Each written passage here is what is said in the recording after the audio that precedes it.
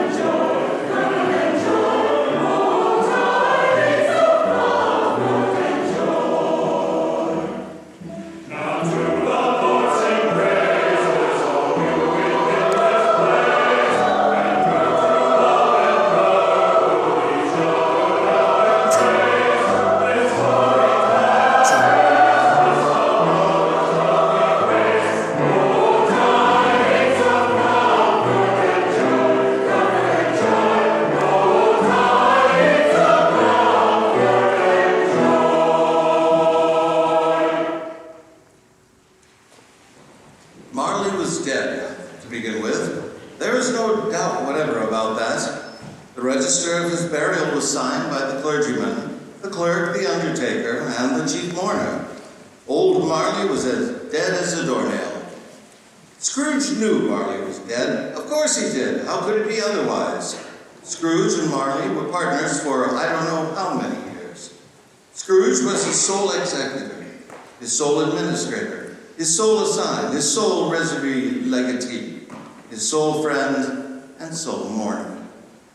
There is no doubt that Marley was dead. This must be distinctly understood, or nothing can come of the story I'm about to relate. The firm was known as Scrooge and Marley.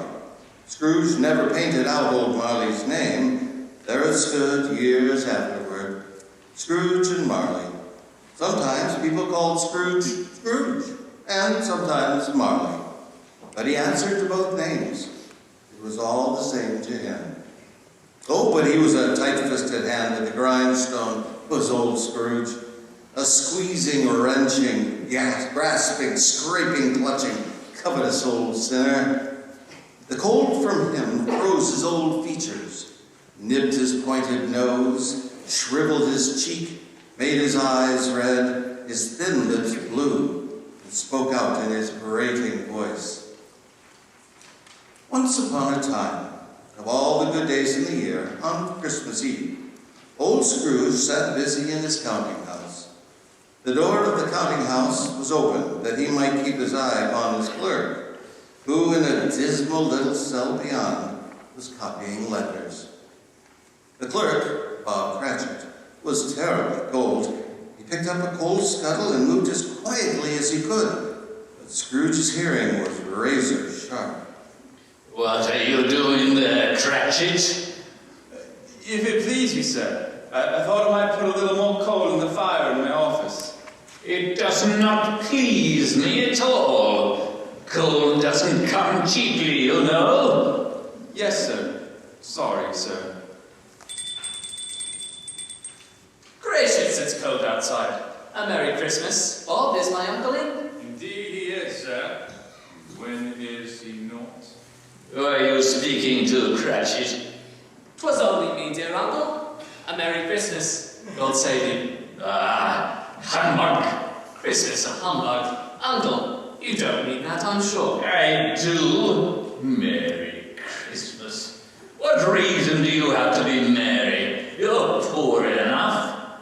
What reason have you to be dismal? You're rich enough. Ah, humbug. Don't be cross, uncle. What else can I be when I live in such a world of fools as this? Merry Christmas. Christmas. What's Christmas time to you but a time for paying bills without money? A time for finding yourself a year older and not an hour richer. A time for balancing your books. If I could work my will, every idiot that goes about with Merry Christmas on his lips should be boiled with his own pudding and buried with a stake of holly through his heart. Uncle! Nephew, keep Christmas in your own way and let me keep it in mine. Keep it, but you don't keep it. Then let me leave it alone. What good it may ever do you. There are many things from which I might have derived good, by which I have not profited. I dare say Christmas among the rest, but I am sure I have always thought of Christmas time, when it has come round, as a good time, a kind, forgiving, charitable, pleasant time. The only time I know of in the long calendar of the year when men and women seem by one consent to open their shut hearts freely, and to think of people below them as if they really were fellow passengers to the grave, and not another race of creatures bound on other journeys. And therefore, Uncle, though it has never put a scrap of gold or silver in my pocket, I believe that it has done me good, and will do me good, and I say God bless it. Bravo, sir. Well said. Let me hear another sound from you, Cratchit, and you'll be keeping your Christmas by losing your situation. You're a very powerful speaker, sir. I wonder you don't go into Parliament. Don't be angry, Uncle. Come, dine with us tomorrow. I will not. But why? Why did you get married? Because I fell in love. Because you fell in love. Good afternoon. I want nothing from you. I ask nothing of you. Why cannot we be friends? Good afternoon. I am sorry, with all my heart, to find you so resolute. We have never had any quarrel to which I have been a party. But I have made the trial in homage to Christmas, and I'll keep my Christmas humor to the last. So a Merry Christmas, Uncle. Good afternoon. And a Happy New Year. Good afternoon. Merry Christmas, Bob. And to you and the missus, sir. And you, my clerk, with 15 shillings a week and a wife and family, talking about Merry Christmas. Retired to Bedlam. Yes, sir. Merry Christmas, sir. Scrooge and Marley's, I believe. Will we have the pleasure of addressing Mr. Scrooge or Mr. Marley? Mr. Scrooge, sir. Mr. Marley has been dead these 7 years. Why, he died 7 years ago, this very night. These gentlemen are here to see you, sir. Gentlemen, come in. How can I be of service to you? At this festive season of the year, Mr. Scrooge, it is more than usually desirable that we should make some slight provision for the poor and destitute who suffer greatly at the present time. Many thousands are in want of common necessaries. Hundreds of thousands are in want of common comfort, sir. Are there no prisons? Plenty of prisons. And the union workhouses, are they still in operation? They are. I wish I could say they were not. Oh, I was afraid from what you said at first that something had occurred to stop them in their useful course. I am very glad to hear it. Under the impression that they scarcely furnish Christian cheer of mind or body to the multitude, a few of us are endeavoring to raise a fund to buy the poor some meat and drink and a means of warmth. We choose this time because it is a time of all others when want is keenly felt and abundance rejoices. What shall I put you down for? Nothing. You wish to be anonymous. I wish to be left alone. Since you asked me what I wish, gentlemen, that is my answer. I don't make merry myself at Christmas, and I can't afford to make idle people merry. I help to support the establishments I've mentioned. They cost enough. And those who are badly off must go there. Many can't go there, and many would rather die. If they would rather die, they had better do it and decrease the surplus population. Good afternoon, gentlemen.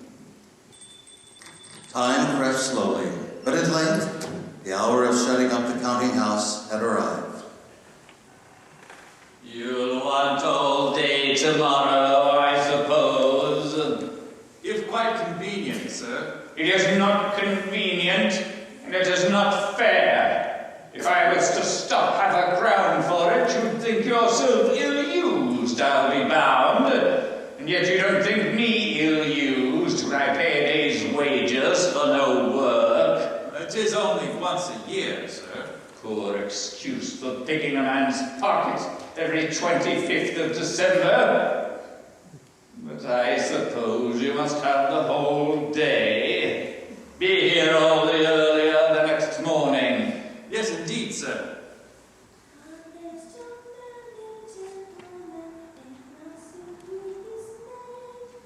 Off with you, boy! Bah! Humbug! Scrooge took his melancholy dinner in his usual melancholy tavern, having read all the newspapers and beguiled the rest of the evening with his banker's book, went home to bed. He lived in chambers which had once belonged to Marley. Now, it is a fact that there was nothing at all particular about the knocker on his door, except that it was very large. It is also a fact that Scrooge had seen it night and morning during his whole residence in that place.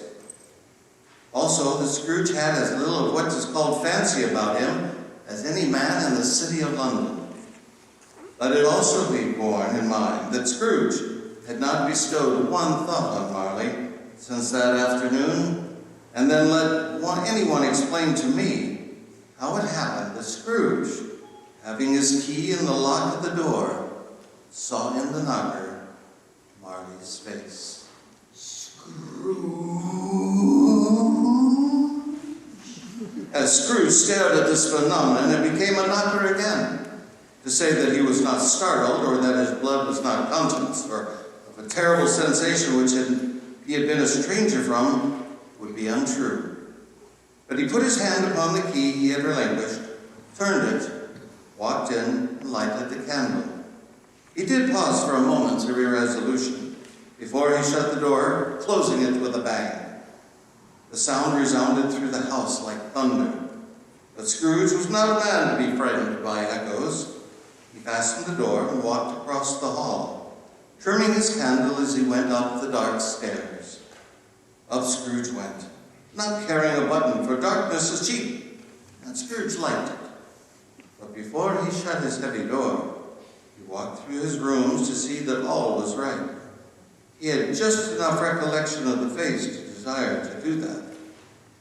Sitting room, bedroom, lumber room, as they all should be. Nobody under the table, nobody under the sofa, nobody under the bed, nobody in the closet, and the lumber room as usual.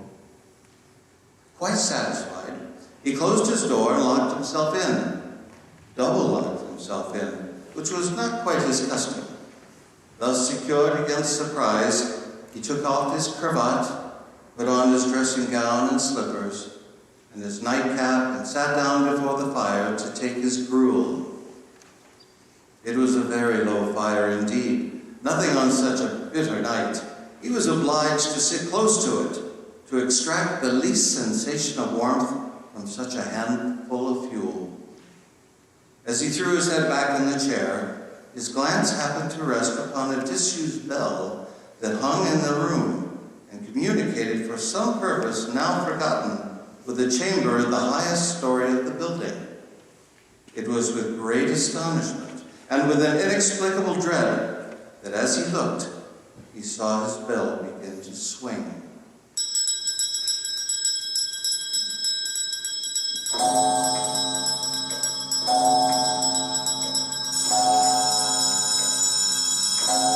And gradually, all of the bells of the entire house began to ring.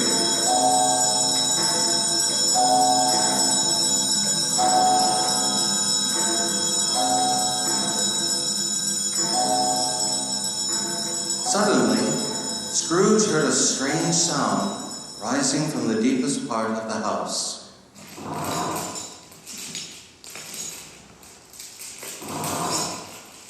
Presently, he heard the noise getting much louder, coming up from the stairs, coming straight towards his door. What is it? Humbug, I say! What was it? It stopped before the door, and suddenly an apparition appeared before him. It was Marley's ghost. The same face, the very same. There was a heavy chain clasped about his middle. It was long and wound about him like a tail, and it was made of cash boxes, keys, padlocks, ledgers, deeds, and heavy purses wrought in steel. Oh no! What do you want with me? Much. Who are you? Ask me who I was.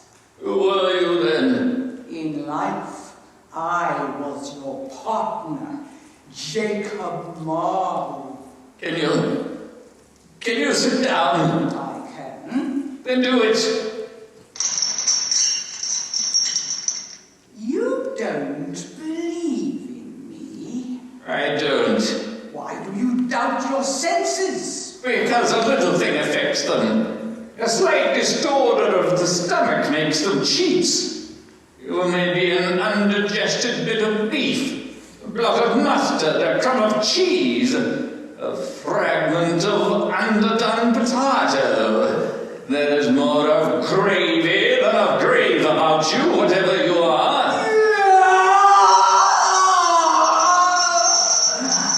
Mercy, dreadful apparition, why do you trouble me? Man of the worldly mind, do you believe in me or not? I do, I must. But why do you walk the earth? And why do you come to me? It is required of every man that the spirit within him should walk abroad among his fellow men and travel far and wide. And if that spirit goes not forth in life, it is condemned to do so after death. It is doomed to wander through the world. Oh, woe is me! And witness what he cannot share, but might have shared on earth and turned to happiness.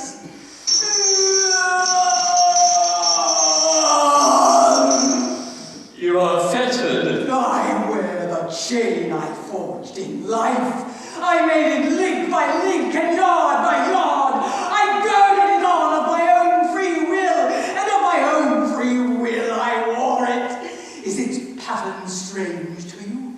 Or would you know the weight and length of the strong coil you bear yourself? It was full as heavy and as long as this 7 Christmas Eves ago. You have labored on it since. It is a ponderous chain. Jacob, tell me more. Speak comfort to me, Jacob. I have none to give, nor can I tell you what I would. A very little more is all permitted to me. I cannot rest, I cannot stay, I cannot linger anywhere. My spirit never walked beyond our counting house. Mark me! In life, my spirit never roved beyond the narrow limits of a money-changing home. And weary journeys lie before me. No rest, no peace. But you were always a good man of business, Jacob. Business! Mankind was my business. Then that was my business. The common welfare was my business. Charity, mercy, forbearance, and benevolence were all my business. The deftness and dealings of my trade were but a drop of water in the comprehensive oceans of my business. I am here tonight to warn you that you have yet a chance and hope of escaping my fate. A chance and hope of my procuring Ebenezer. You were always a good friend to me, thank you. You will be haunted by 3 spirits. Is that the chance and hope you mentioned, Jacob? It is. I think I'd rather not. Without their visits, you cannot hope to shun the path I tread. Expect the first tomorrow, when the bell tolls 1. Couldn't I take them all at once and have it over? Expect the second on the next night at the same hour, the third upon the next night, when the last stroke of 12 has ceased to vibrate. Look to see me no more, and look that for your own sake, you remember what has passed between us. Suddenly, Marley was gone. Scrooge examined the door by which the ghost had entered. It was double-locked, as he had locked it with his own hands, and the bolts were undisturbed. And being frightened and exhausted, went straight to bed without undressing, and fell asleep upon the instant. Chapter 2, the first of the three spirits.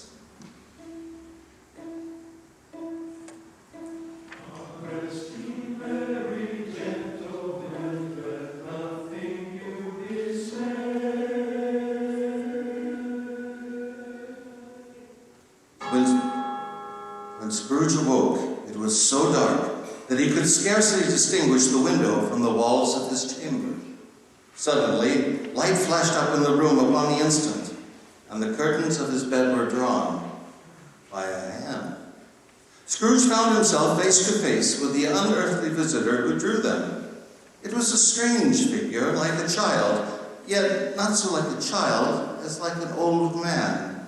Its hair, which hung about its neck and down its back, was white, as if with age, and yet the face had not a wrinkle in it, and it wore the purest white. But the strangest thing was that from the crown of its head there sprung a bright, clear light, by which all was invisible. Are you the spirit whose coming was foretold me? I am. Who and what are you? I am the ghost of Christmas past. Long past? No, your past. Why are you here? Your welfare. Rise and walk with me. Out the window? But I am mortal and liable to fall. Bear but a touch of my hand, and you shall be upheld in more than this. And as the words were spoken, they passed through the wall and stood upon an open country road, fields on either hand. The city had entirely vanished. The darkness and the mist had vanished with it, for it was a clear, cold winter day with snow upon the ground. I was a boy here. You recollect the way? Remember it. I could walk it blindfolded. Why, there is Peter and old George. Hello, George. These are but shadows of the things that have been. They have no consciousness of us. What a merry lot the boys are. All are going home for Christmas. Not quite all. A solitary child, neglected by his friends, is left there still. Yes, I know. They left the high road and soon approached a mansion of dull red brick. They entered and crossed the hall to a door at the back of the house. It opened before them and disclosed a long, bare, melancholy room. At one of the desks, a lonely boy was reading near a fable fire, and Scrooge sat down and wept to see his poor, forgotten self as he used to be. I wish. But it's too late now. What is the matter? Nothing. There was a boy singing a Christmas carol at my door last night. I should have liked to have given him something, that's all. Let us see another Christmas. Scrooge's former self grew larger at the words, and the room became a little darker and more dirty. Suddenly, the door opened, and a little girl came darting in and put her arms around his neck and kissed him. Fan! Dear brother, I have come to bring you home, dear brother. To bring you home, home, home. Home, little Fan? Yes, home for good and all. Father is so much kinder than he used to be. That home's like heaven. He spoke so gently to me one I was going to bed, that I was not afraid to ask him once more if he might come home. And he said, yes, you should, and we came in a coach to bring you. And you're to be a man and are never to come back here. But first we're to be together all Christmas long and have the merriest time in all the world. You are quite a woman, little fan. Bring down Master Scrooge's box. There. Always a delicate creature, whom a breath might have withered, but she had a large heart. So she had. Ah, there you are, Ebenezer. Yes, Father. A Merry Christmas, sir. Christmas will be over soon enough, Ebenezer. Then you must begin to labor for a living. I have secured an apprenticeship for you with old Fezziwig. But Ebenezer's to stay with us at home. Dear girl, the quicker he learns a trade, the sooner he will be able to pay his own way. You want that for your brother, don't you? Yes, Father. Come, Fezziwig's is a very good firm. You should do very well there, Ebenezer. Yes, Father. Scrooge watched as the carriage made its way down the school lane. When he turned to address the spirit, he saw that he had at that moment left the school behind them, and they were now in the busy thoroughfares of a city, where shadowy passengers, carts, and coaches battled for the way. And all the strife and tumult of a real city was there. It was made plain enough by the dressing of the shops that here, too, it was Christmas time again. But it was evening, and the streets were lighted up. And the ghost stopped at a certain warehouse door. Do you know this place? No, I was apprenticed here. Let us enter. It's old Fezziwig. Bless his heart. Fezziwig alive again. Yo ho there, Ebenezer. Dick. Yes, sir. Yes, sir. Dick Wilkins, to be sure. Bless me, yes, there he is. He was very much attached to me, was Dick? Yo ho, my boys. No more work tonight. Christmas Eve, Dick. Christmas, Ebenezer. Hilly ho, clear it away, my lads. Let's have lots of brew here. Hilly ho, Dick. Cheer up, Ebenezer. Clear away. There was nothing they wouldn't have cleared away, or couldn't have cleared away with old Fezziwig looking on. It was done in a minute. Every movable was packed off. The floor was swept and watered. The lamps were trimmed, fuel was heaped upon the fire, and the warehouse was as snug and warm and dry as a bright ballroom, as you would desire to see upon a winter's night. In came a fiddler with a music book. In came Mrs. Fezziwig. Good evening, lads. In came the three Miss Fezziwigs, beaming and lovable. Good evening, gentlemen. In came the housemaid. The baker. In came the cook with the milkman. In they all came, one after another, anyhow and everyhow. There was cake, and there was a great piece of cold roast. And there were mince pies and plenty of beer. But the great effect of the evening came when the fiddler struck up Sir Roger de Coverley.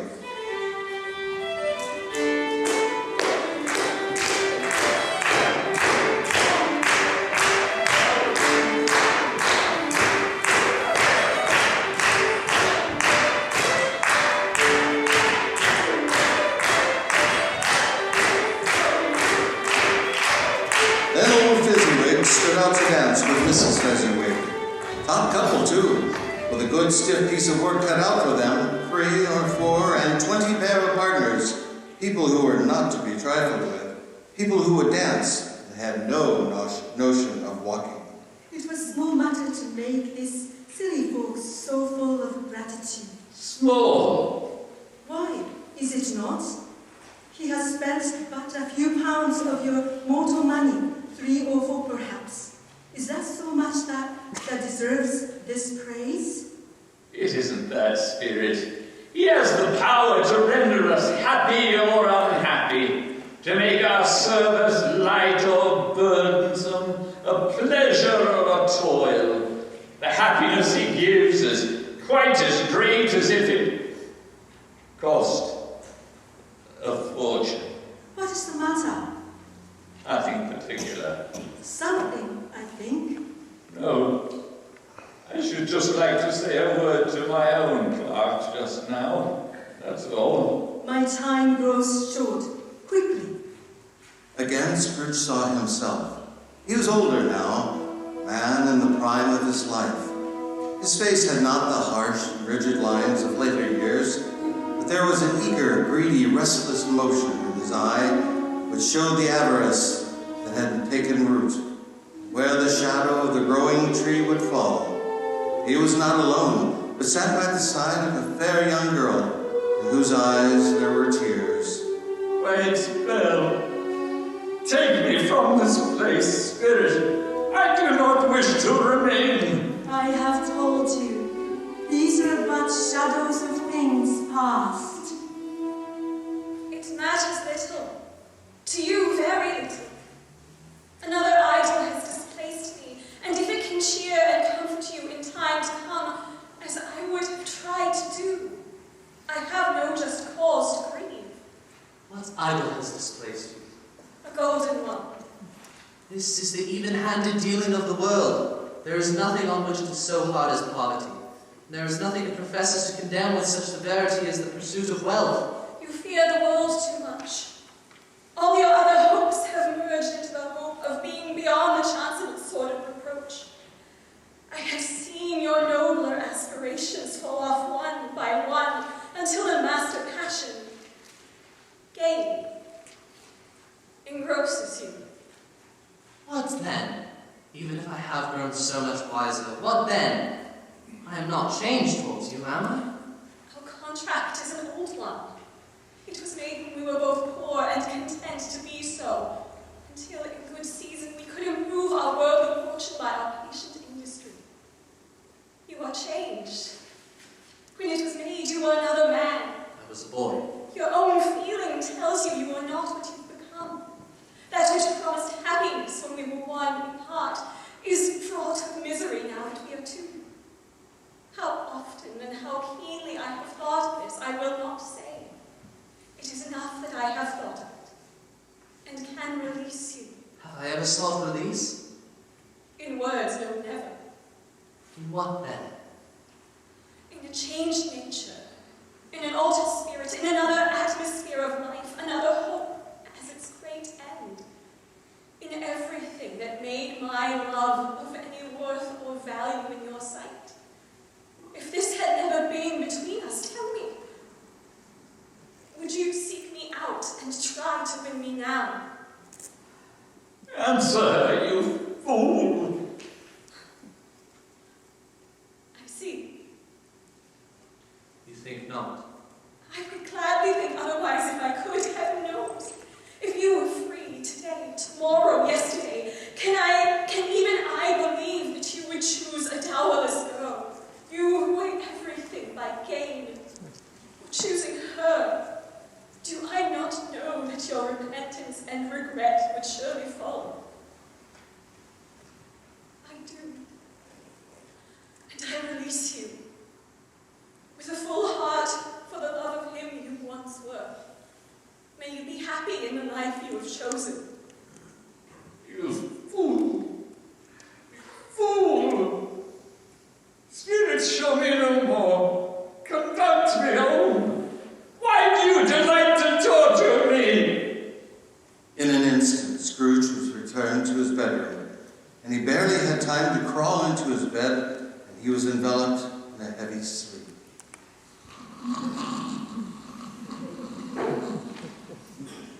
Chapter 3. The second of the three spirits.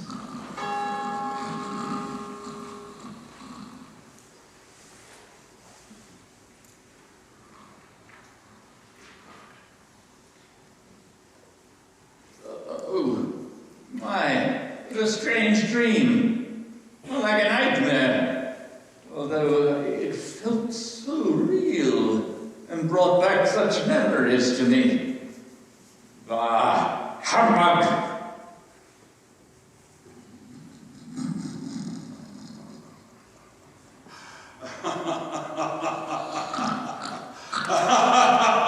Wake, Ebenezer Scrooge!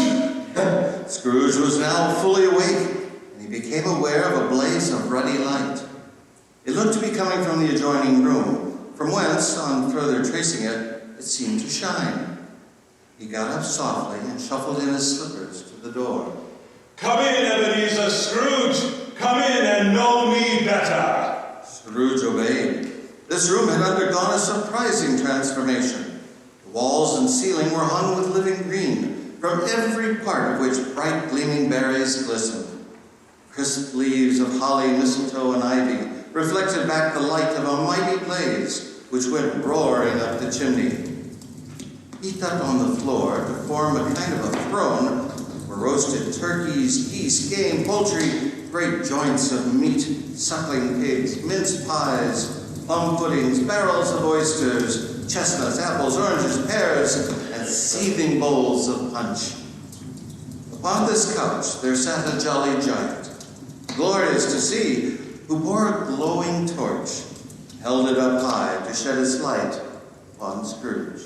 Come in and know me better, man. I am the ghost of Christmas present. Look upon me. You have never seen the like of me before. Never. Have never walked forth with the younger members of my family? I'm afraid I have not.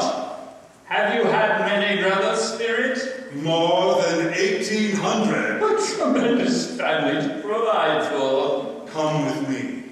Spirit, conduct me where you will. I went forth last night on compulsion and learned a lesson which is working now.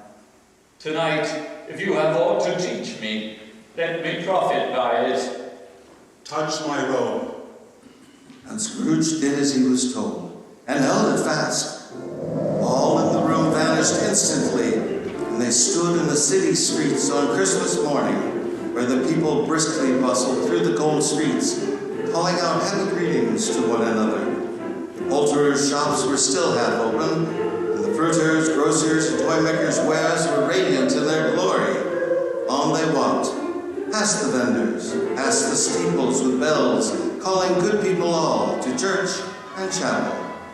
On Scrooge and the sparrows went, invisible, through the streets, and at last stopped before a gray and ramshackle home. What place is this, Spirit? I am not surprised that you know it not. This is the happy home of your clock, Bob Cratchit. Belinda, help me with the tablecloth. Yes, Mother. Peter, mind the potatoes. Yes, Mother. Sorry. They should be bubbling soon. Oh, careful they don't burn. What has ever got your precious father then? And your brother, Tiny Tim? And Martha won't his late last Christmas Day by half an hour. Here's Martha, Mother. There's such a goose, Martha. Oh, why, bless your heart alive, my dear, how late you are. We had a deal of work to finish up last night, and had to clear away this morning, Mother. Well, never mind so long as you are come. Sit you down by the fire, my dear, and have a warm milk. Bless you. No, Father's coming. Hi, Martha, hi. Oh, hello, my dears. Here we are. Come home. We are nearly ready for our Christmas feast. Why? Where's our Martha? Not coming. Not coming. Not coming upon Christmas Day. Here I am, Father. I don't like seeing you so disappointed. Tim, Let's try to come see the pudding in the color. I'm coming. Here I come. And how did little Tim behave? He was as good as gold and better. Somehow, he gets thoughtful sitting by himself so much, and I thinks the strangest things you ever heard. He told me, coming home, that he hoped the people saw him at church, because he was a cripple. And it might be pleasant for them to remember upon Christmas Day who made the lame beggars walk and the blind men see. And I do believe Tim is coming along and is growing strong and hearty. Yes, Bob, I do believe you're right. Peter, you and Melinda take the children and fetch the goose. Hooray! Father! Wait until you see the pudding. It's even bigger than last year.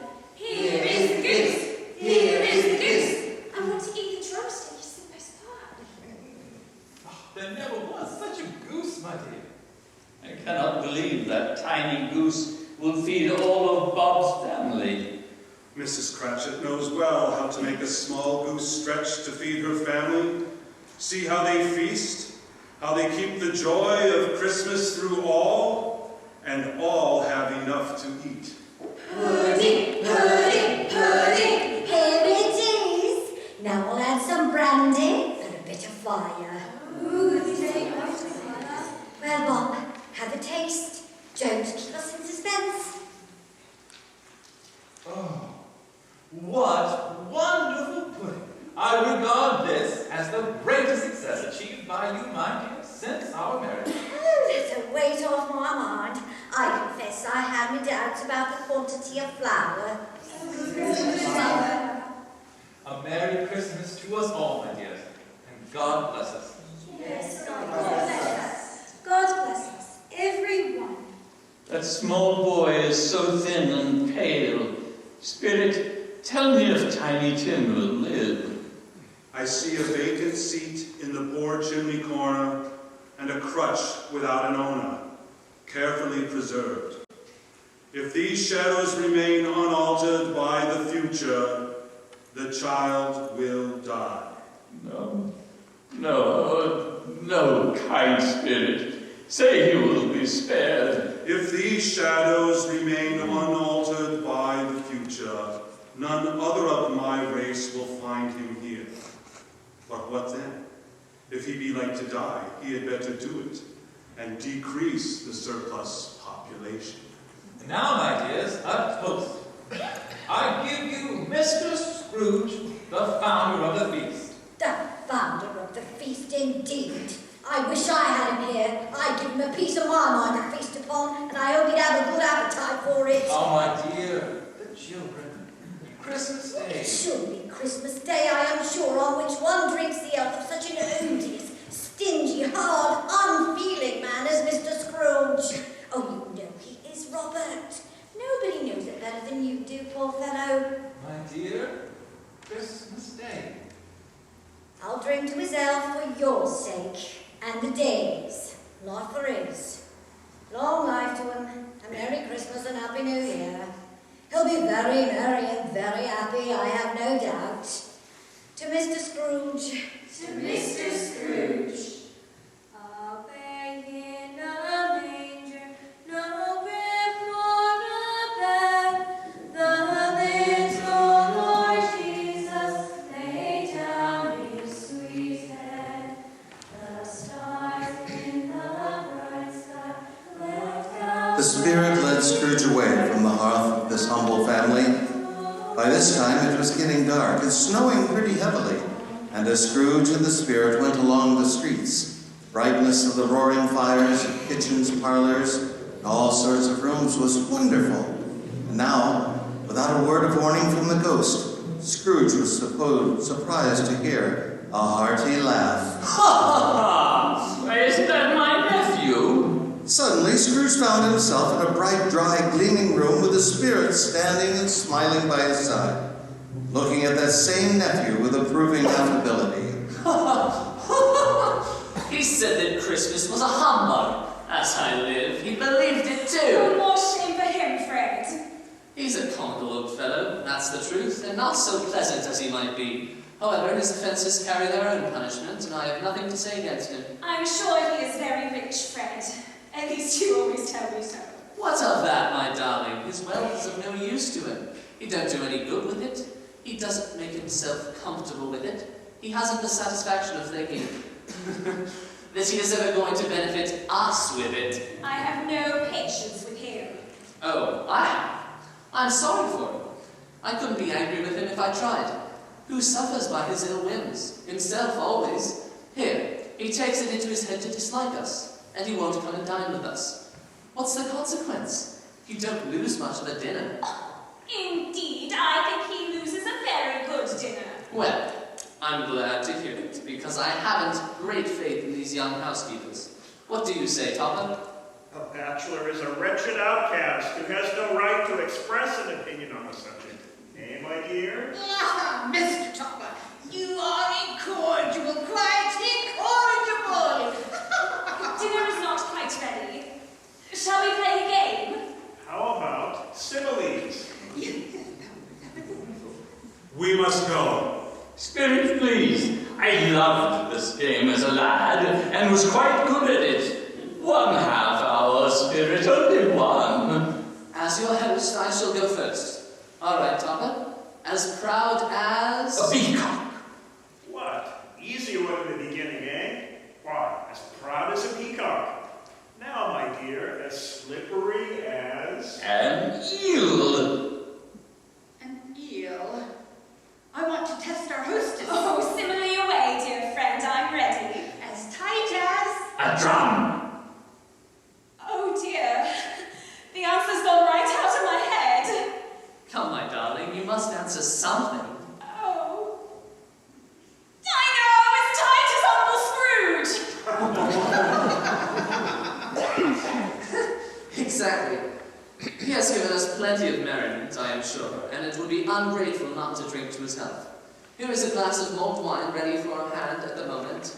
And I say, to Uncle Scrooge. To Uncle Scrooge. Uncle Scrooge. A Merry Christmas and a Happy New Year to the old man, wherever he is. And he wouldn't take it from me, but he may have it nevertheless. Uncle Scrooge. Come! Suddenly, the whole scene passed off in the breath of the last words spoken by his nephew. Scrooge and the spirit were again upon their travels. Much they saw, and far they went, and many homes they visited, but always with a happy end. The spirits stood beside sick beds, and they were cheerful. On foreign lands, and they were close at home. By struggling men, and they were patient in their greater hope. By poverty, and it was rich. In almshouse, hospital, and jail, in misery's every refuge, where vain man and his little brief authority had not made fast the door and barred the spirit out, he left his blessing. It was a long night. If it were only a night. It was strange, too, that while Scrooge remained unaltered in his outward form, the ghost grew older, clearly older. Scrooge had observed this change, but never spoke of it, until when, looking at the spirit as they stood together in an open place, he noticed that his hair was gray. A spirit's life so short. My life upon this globe is very brief. It ends tonight. Tonight? Tonight at midnight. Hark, the time is drawing near. Forgive me if I am not justified in what I ask, but I see something strange and not belonging to yourself protruding from your skirt. Is it a foot or a claw? It might be a claw, for the flesh there is upon it. Oh man, look here. From the foldings of its robes it brought 2 children, wretched, abject, frightful, hideous, and miserable. They knelt down at his feet and clung upon the outside of his garment. They were a boy and girl. Spirit, are they yours? They are man's, and they cling to me, appealing from their fathers. This boy is ignorance. This girl is want. Beware them both, but most of all, beware this boy. For on his brow I see that written, which is doom. Have they no refuge or resource? Are there no prisons? Are there no workhouses?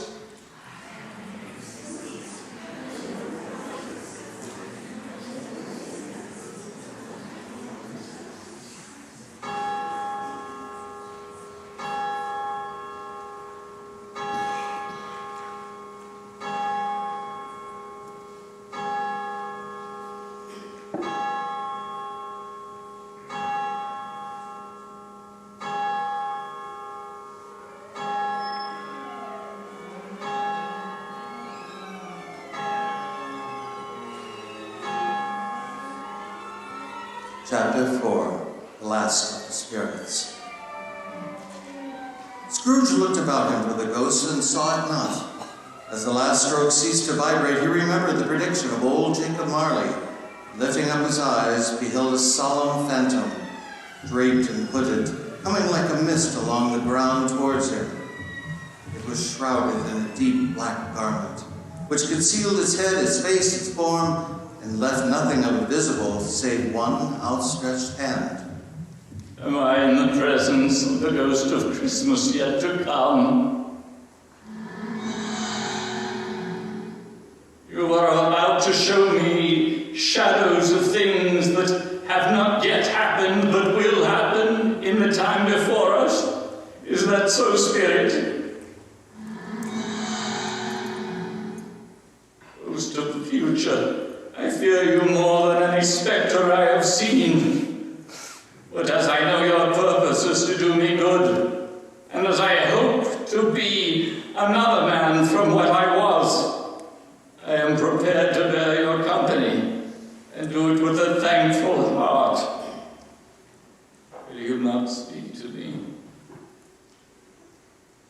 Lead on. The night is waning fast, and it is precious time to me, I know. Lead on, Spirit. The phantom moved away. Scrooge followed in the shadow of its dress, which bore him up, he thought, and carried him along. They scarcely seemed to enter the city, but there they were, in the heart of it, at the stock exchange amongst the merchants, who hurried up and down and chinked their money in their pockets and conversed in groups and looked at their watches and so forth, as Scrooge had seen them often do. The spirit stopped beside one little knot of businessmen. Spirit, I know these men. No, I don't know much about it in a way. I only know he's dead. When did he die? Last night, I believe. What was the matter with him? I thought he'd never die. God knows. What has he done with his money? I haven't heard. Left it to his company, perhaps. He hasn't left it to me. That's all I know. It's likely to be a cheap funeral, for on my life I don't know anyone who will come. Perhaps we can make a party of it and volunteer. I don't mind going if lunch is provided, but I must be fed or else I shan't attend. Scrooge eagerly searched for the shadow in amongst the other merchants, but he did not see himself. Another gentleman stands in my accustomed corner, and the time of the clock tells me that it is my usual time. I wonder where my shadow could be. Lead on, Spirit. I'll follow. They left the busy scene and went into an obscure part of the town. The ways were foul and narrow, the shops and houses wretched, the people half naked, drunk and slipshod, ugly. Alleys and archways, like so many cesspools, disgorged their offenses of smell and dirt and life upon the straggling streets. The whole quarter reeked with crime, with filth and misery. I don't understand, Spirit. I've never been in this part of town before. Who is this grizzled old man? And who are these people standing with him? May I be of service, ladies? Look here, old Joe, here's a chance if we haven't all three met here without meaning it. Let the charwoman be the first, let the undertaker's man be the second, and then the laundress and them to be the third. You couldn't have met in a better place. Come into the parlor. What odds then? What odds, Mrs. Dilber? Every person has a right to take care of themselves. He always did. That's true indeed. No man more so. Very well then, who's the worse for the loss of a few things like these? Not a dead man, I suppose. No, indeed. If you wanted to keep him after he was dead, the wicked old screw, why wasn't he natural in his lifetime? If he had been, he'd have had somebody to look after him when he was struck with death, instead of lying gasping on his last there alone by himself. It's the truest word that ever was spoke. It's a judgment on you. I wish it was a little heavier judgment, and it should have been, you may depend upon it, if I could have laid my hands on anything else. Let me that one little Joe and let me know the value of it. Speak up plain. I'm not afraid to be the first, nor afraid for them to see it. We know pretty well that we were helping ourselves before we met here, I believe. It's no sin. Open up, Uncle Joe. But you said I was the one to go first. I must get back, so I shall go first. One seal, one pencil case, one pair of 3 buttons, and rouge. That's your account. And I wouldn't give another sixpence if it was to be boiled for not doing it. Off with you. Who's next? That would be myself. Here we are. Sheets, towels, 2 silver teaspoons, a pair of sugar tongs, and a pair of boots. I always give too much to ladies. It's a weakness of mine, and that's the way I ruin myself. That's your account. Only that? It was hardly worth taking the time to steal from the gentleman. If you asked me for another penny, I'd repent of being so liberal and knock off half a crown. And now undo my bundle, Joe. What do you call this? Why, it's bed curtains. Bed curtains. You don't need to say you took them down, rings and all, with him lying there. And why not? My dear, you were born to make your fortune. Don't drop that candle wax upon the blankets now. His blankets? Whose else's do you think? He isn't likely to take cold without him, I dare say. I hope he didn't die of anything catching. Don't you be afraid of that. And you may look through that shirt till your eyes ache, but you won't find a hole in it nor a threadbare place. It's the best he had, and a fine one too. They'd have wasted it if it hadn't been for me. What do you call wasting of it? Putting it on him to be buried in, to be sure. Somebody was fool enough to do it, but I took it off again. This is the end of it, you see. He frightened everyone away from him when he's alive to profit us when he was dead. Spirit, I see that the case of this unhappy man might be my own. My life tends that way now. Merciful heaven, lead me from this place. Let us go. Show me some tenderness connected with the death. The ghost conducted him through several streets familiar to his feet. And as they went along, Scrooge looked here and there to find a shade of himself, but nowhere was he to be seen. They entered poor Bob Cratchit's house, the dwelling he had visited before, and found the mother and the children seated round the fire.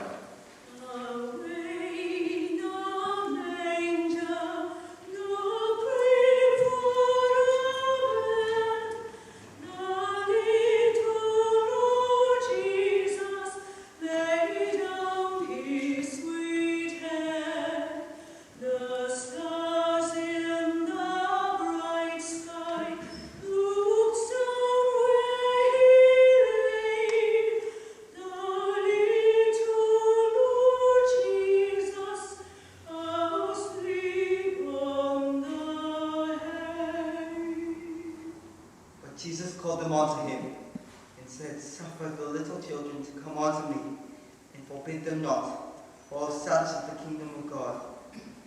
Please don't cry, Mother. The colour hurts my eyes. Black is a harsh shade.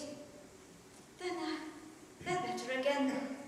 It makes them weak by candlelight. And I wouldn't show weak eyes to your father when he comes home for the world. It must be here his time. Possibly, brother, but I think he has walked a little slower than he used these few last evenings, Mother. I have known him to walk with Tiny Tim upon his shoulder, very fast indeed. So have I often. And so did I. But he was very light to carry, and his father loved him so that it was no trouble. No trouble. And there is your father at the door. Good evening, Father. Well, my dears, look at your wonderful work. Such industry and speed. You will be finished long before Sunday. Sunday? You went today then, Robert? Yes, my dear. And I wish you could have gone. It would have done you good to see how green a place it is. But you'll see it often. I promised him that I would walk there on a Sunday. And you know, my dears, that when we recollect how patient and how mild he was,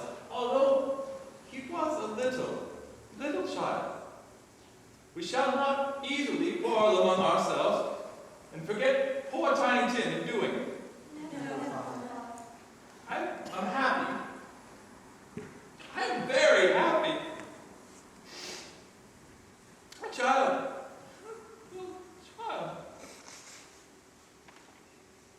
Oh, Spirit, I'm afraid Tiny Tim has been lost, and now something informs me that our parting moment is at hand. I know it, but I know not how. Tell me what man it was whose belongings were stolen, bartered, and sold.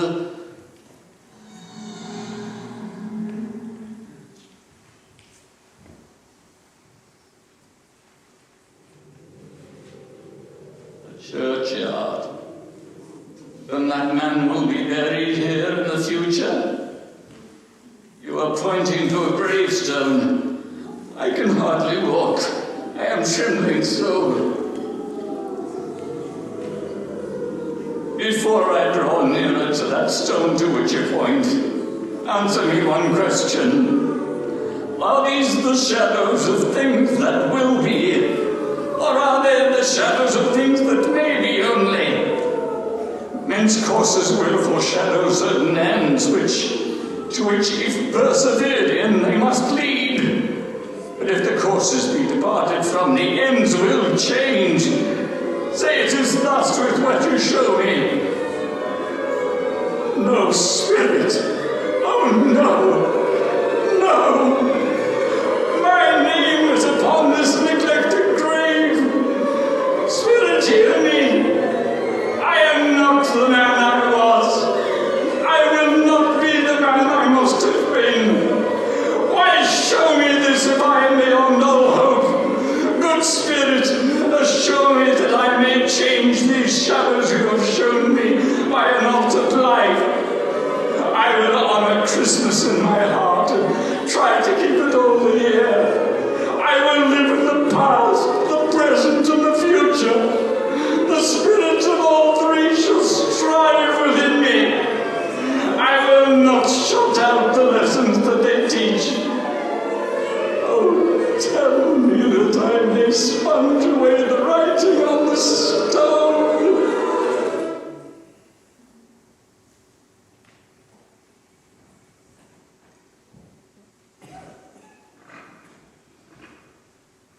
God rest ye merry gentlemen, let nothing you dismay. Remember Christ our Savior was born on Christmas Day, to save us all from Satan's power when we were gone astray. Oh, tidings of comfort and joy, comfort and joy. Oh, tidings of comfort and joy.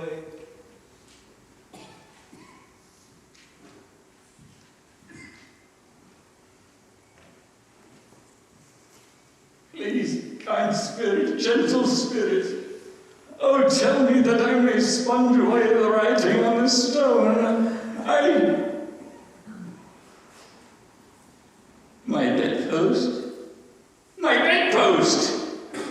And my very own bed!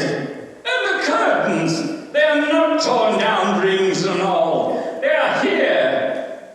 I am here. The shadows of things that would have been may be dispelled.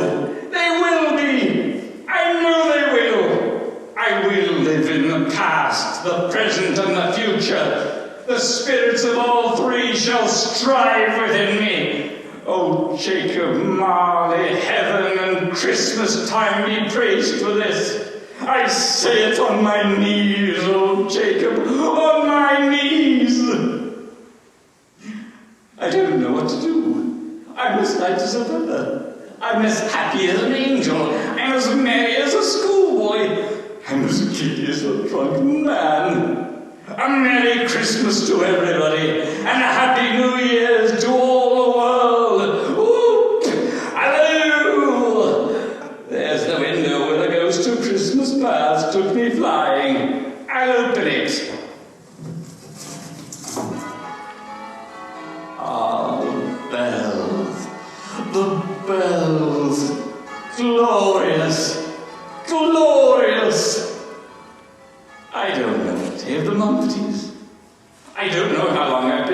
spirits. I don't know anything. I'm quite the baby. Never mind, I don't care. There's a lad. I'll ask him. Young man, what's today? Eh? What's today, my fine fellow? Today? Why, it's Christmas Day. It's Christmas Day! I haven't missed it. The spirits have done it all in one night. Do anything they like, of course they can. Hello, my fine fellow. Hello. Do you know the poulterers of the next street? I should hope I did. An intelligent boy, a remarkable boy. Do you know whether they've sold the prize turkey that was hanging up there? What? The one as big as me? What a delightful boy. It's a pleasure to talk to him. Yes, my buck. It's hanging there now. Is it? Go and buy it. Walker! No, I'm in earnest. Go and buy it, and tell them to bring it here, that I may give them directions on where to take it. Come back with the man, and I'll give you a shilling. Come back with him in less than 5 minutes, and I'll give you half a crown. Whee, look at him run! I'll send it to the Cratchits. They won't know who sent it. It's twice the size of Tiny Tim. After paying for the turkey and sending it off to his clerk's household, Scrooge dressed himself all in his best and got out into the streets. People were pouring forth, and walking with his hands behind him, Scrooge regarded every one with a delighted smile. Merry Christmas. Merry Christmas, sir. A blessed holiday to you. And to you, sir. Oh, here comes one of the gentlemen I called on yesterday. I am ashamed of how I spoke to him. My dear sir, how do you do this beautiful morning? I hope you succeeded yesterday in gathering money for the poor. Mr. Scrooge? Yes, that's my name, and I fear it may not be pleasant to you. Allow me to ask your pardon. And will you have the goodness to accept Lord bless me, my dear Mr. Scrooge. Are you serious? If you please, and not a farthing less. A great many back payments are included in it, I assure you. Will you do me that favor? My dear sir, I don't know what to say to such new... Don't say anything, please. Will you come and see me? I will. Thank you. I'm very much obliged to you. I thank you 50 times. Bless you. He went to church and walked about the streets, watched the people hurrying to and fro, patted children on the head and questioned beggars, and looked down into the kitchens of houses and up to the windows and found that everything could yield him pleasure.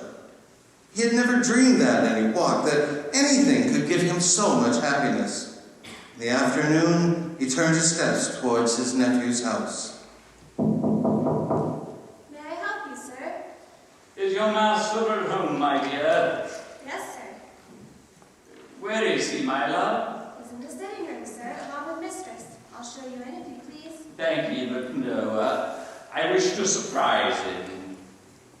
Come, my darling, you must answer something.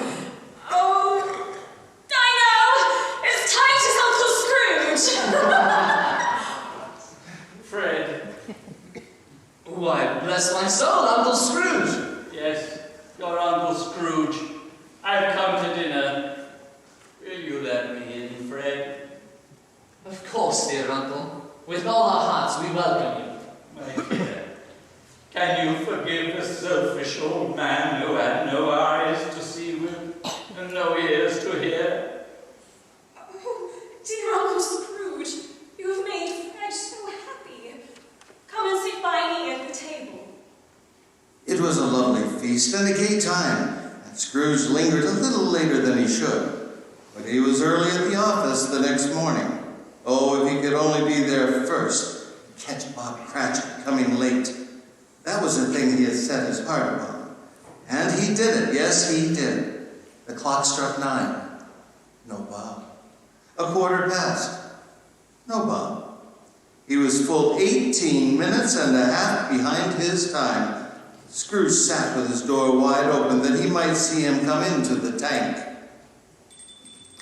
Cratchit, what do you mean by coming in at this time of day? Oh, very sorry, sir. I'm behind on time. Yes, I think you are. Step this way, if you please. It is only once a year, sir. It shall not be repeated. I was making rather merry yesterday, sir. Now I'll tell you what, my friend. I'm not going to stand for this kind of thing any longer. And therefore, I'm going to raise your salary. Oh, please, sir, please, raise the salary. I haven't lost my senses, Bob. I've come to them. A Merry Christmas, Bob. A merrier Christmas, Bob, my good fellow, than I have given you in many a year. I'll raise your salary, and I'll endeavor to assist your struggling family. And we will discuss your affairs this very afternoon over a Christmas bowl of smoking punch. It's cold in here. Make up the fires and buy another coal scuttle before you dot another I, Bob Cratchit. Yes, sir. Yes, sir. Scrooge was better than his word. He did it all, and infinitely more. And to Tiny Tim, who did not die, he was a second father. He became as good a friend, as good a master, and as good a man as the good old city knew. And it was always said of him that he knew how to keep Christmas well. If any man alive possessed the knowledge, may that be truly said of us, and all of us. And so, as Tiny Tim observed, God bless us. God bless us, everyone.